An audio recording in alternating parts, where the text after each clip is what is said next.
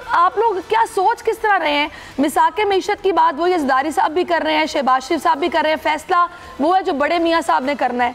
तो ये दो मुख्तलिफ चीज़ें हैं, आप लोग किसके साथ हमें ये जानना चाह रहे हैं? कहां से कहां चीजों को ले जा रहे हैं। मैं कह रहा हूं कि मिसाके मईशत को इशू बना के इतना आगे बढ़ा चढ़ा के ऐसी बिफोर टाइम ये क्यों बातें कर रहे हैं? ये हुकूमत खुद नॉन सीरियस हुकूमत है। ये खुद हुकूमत किसी चीज को खातिर में नहीं लाने की कोशिश कर रही। कोई ये कह रहा है, कोई कुछ कह रहा है, कोई गुलाम सरवर साहब निकलते हैं तो वो कुछ कह देते हैं, कभी कोई कुछ कह देते हैं। अभी आपने सुना नहीं न्यूज अपडेट में जी। मसला ये है कि देखिए मिसाके जमहूरियत क्यों हुआ था? क्योंकि रात के अंधेरे में छापा लगता था और हुकूमतें खत्म हो जाती थी।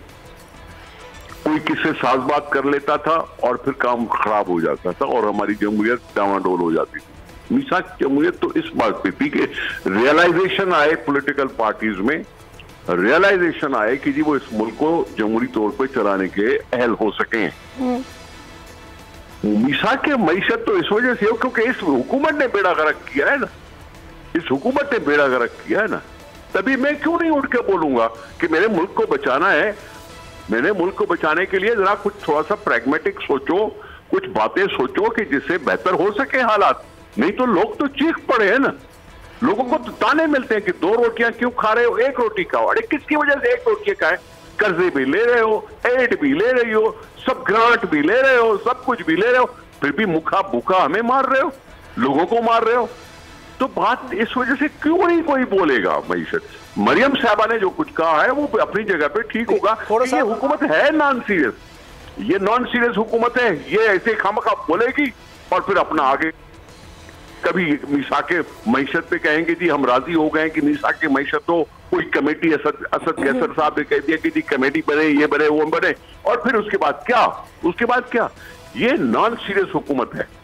ये अपने घमंड में है। अभी ये जो कमीशन बनाने के हवाले से ये अपनी घमंड में है और ये कह रहे हैं कि जी जो कह रहे हैं उसका नतीजा अच्छा निकलेगा, लेकिन देख तो आप रहे हैं कि नतीजा क्या निकलता है। अच्छा, ये कमीशन बनाने के हवाले से भी मरियम ने बात की है और उन्होंने कहा है कि भाई जो इदारे हैं उनको शामिल नहीं करना चाहिए। जैसे कहा जा रहा है कि ISI, MI और SCCP नुमाइंदगान शामिल होंगे और इख्तियार होगा इनके पास कि ये किसी बैनुल-अक़वामी फर्म से खिदमात हासिल कर सकते हैं।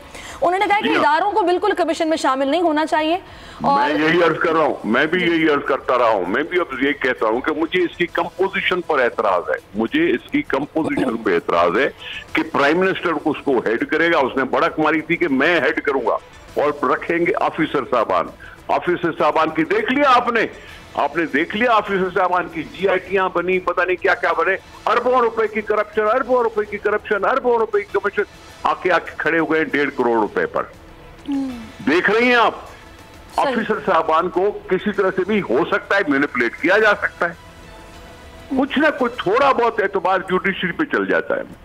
कोई ना कोई फैसला सुना देते हैं, उसको मान लेते हैं, चलो दिल कुड़ता है, कुछ होता है, सब कुछ होता है, लेकिन फिर भी कुछ मान लेते हैं। लेकिन निसार साहब यही कहा जा रहा है ना कि कानूनी जंग ये लोग हार चुके हैं, चारों शाने बड़े मियाँ साहब चित हो गए हैं, इनके पास और कोई रास्ता नहीं है। मेडिकल ग्राउंड्स पे भी इनकी दरखास्त आपको पता है जमानत की मुस्तरद हो गई है।